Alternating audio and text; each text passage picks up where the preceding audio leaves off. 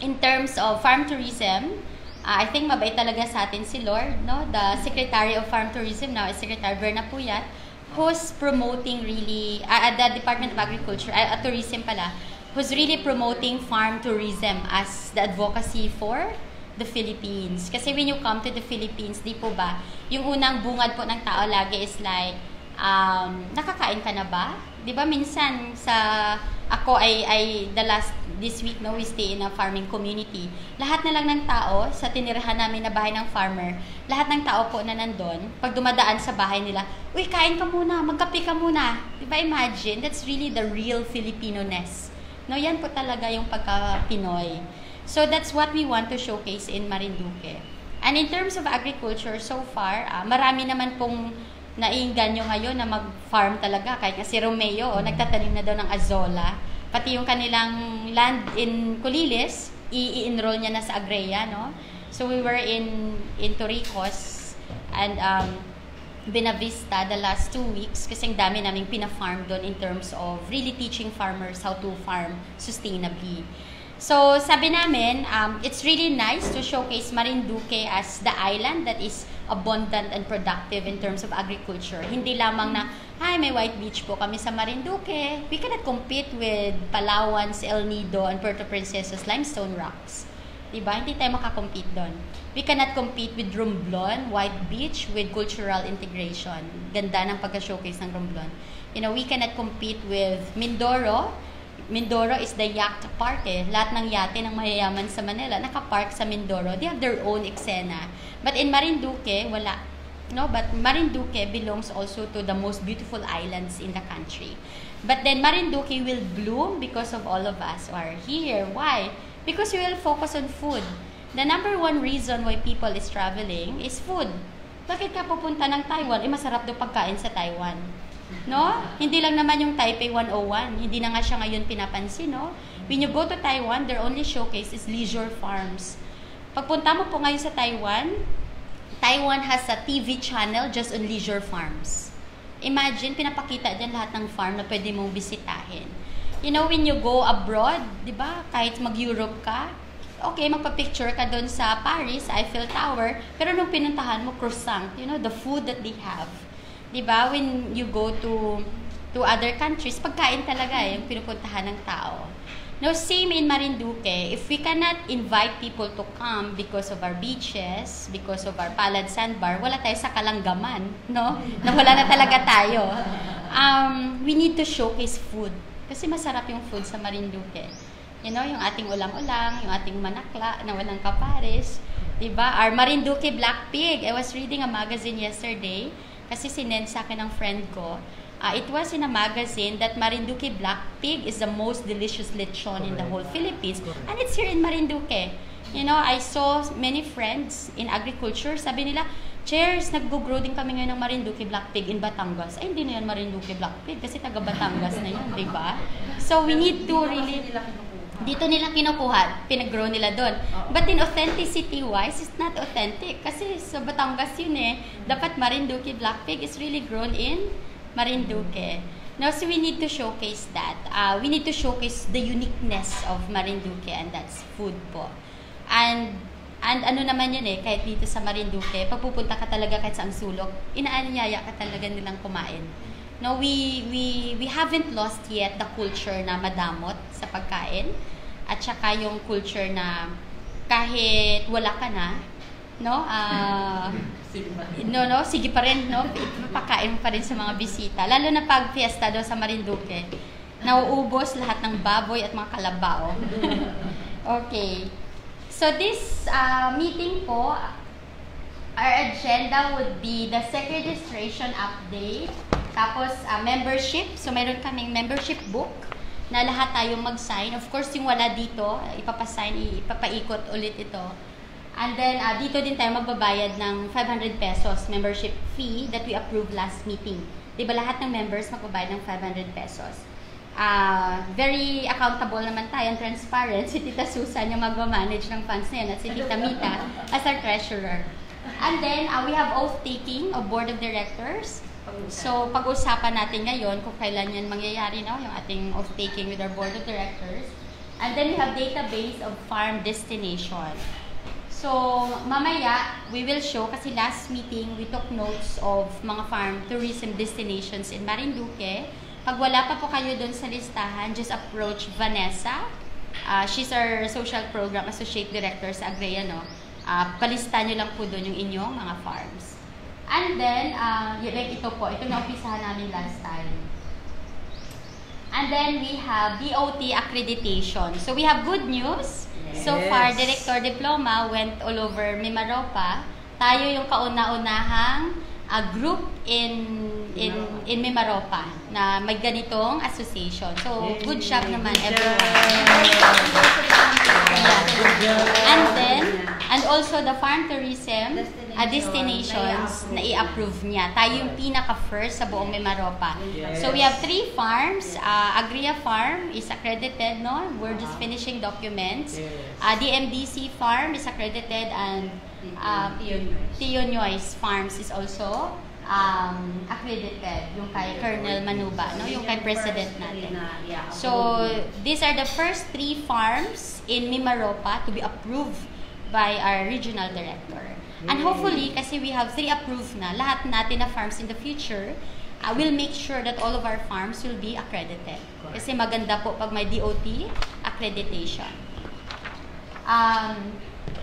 The last part of the agenda is update on dialogue with RD Marieli Isa Diploma. Si Tita Susan po mag-update po niyan kung ano yung dialogue with her, no?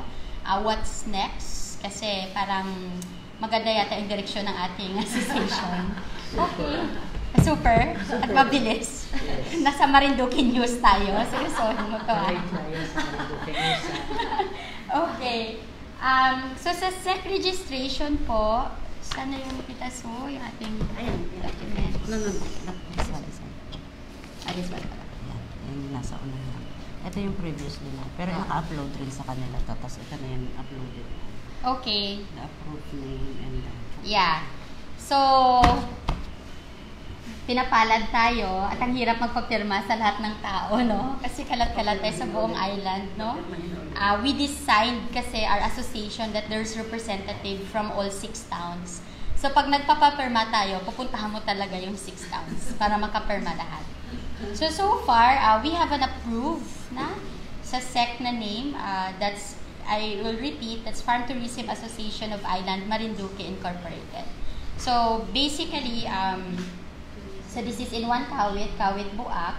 Si Tita Susan po yung ating contact person, no, na nag-file nun.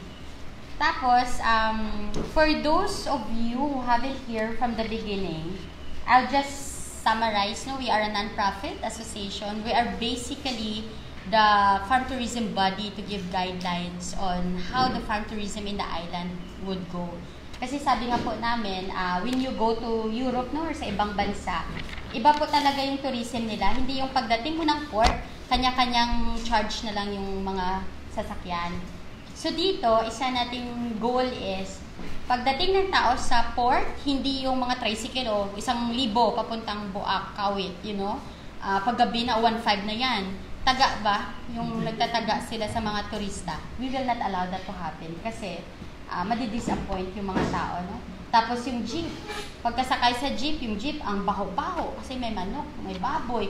Tapos kasali ka rin doon sa sakay. Minsan, ganun eh, no? Pag nagbabarko ako, nagko-commute papuntang Marinduque, sa jeep minsan, tinitiis mo na lang kasi gusto mo na talaga makarating sa destinasyon mo. Pero yung jeep, may kasama ka doon baboy, may kasama ka doon manok na nasa cage. So, hindi na yun pwede. So, when we do our farm tourism in the future, our association will basically provide guidelines na dapat malinis yung jeep nyo. Dapat ang mga jeep nakarehistro sa association na ito lang yung mga jeep na dapat bumabiyahe para sa turismo sa buong Marinduque. Ito yung cap ng presyo.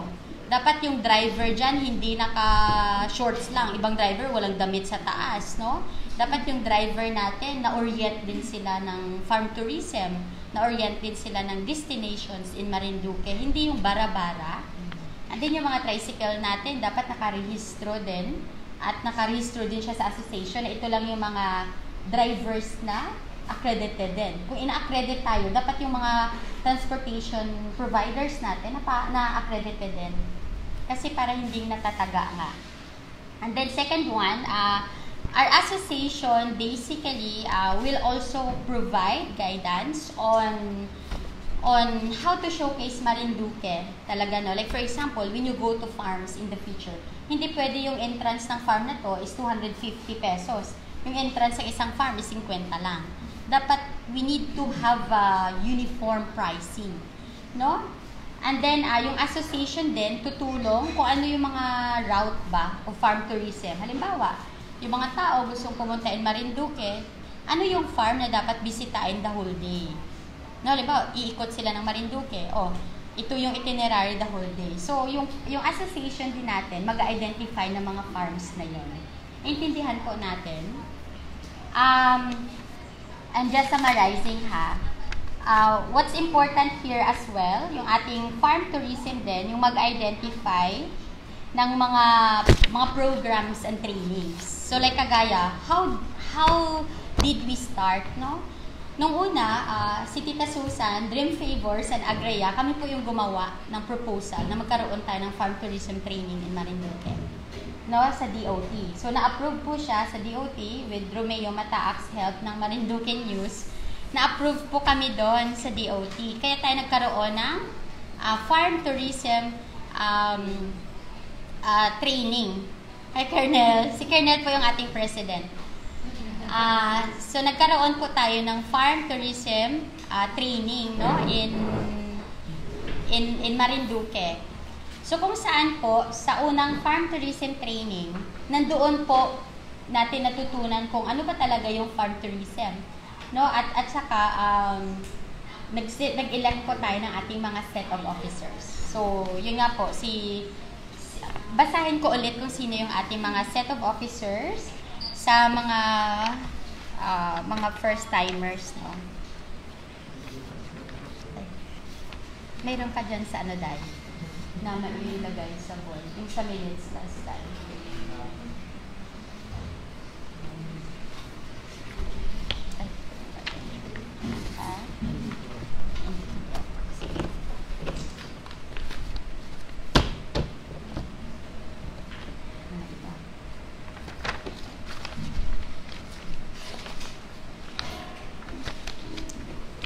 Sandali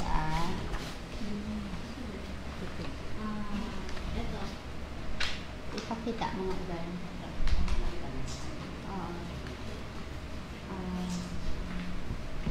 Yan, lagay natin yan. So, during the farm tourism training, the first natin na training, we selected officers, no? So, these are our officers. Si President po, si Antonino Manuba, si Colonel. Yung farm po niya, no, accredited din ng DOT. Nag-aral yan si Colonel sa aming Agria Farm School, pati yung kanyang anak na lalaki, graduate din. So, both of them are NC2 graduate ng Agria Farm School. Si Vice President natin, si Tita Lorna W. Yan, siya yung may treehouse dun sa may Binavista Torrijos na area. Secretary natin, may Dardo Briones, wala siya ngayon. And then treasurer natin, si Tita Mita Carmelita Reyes. PRO natin, si Karen Raza.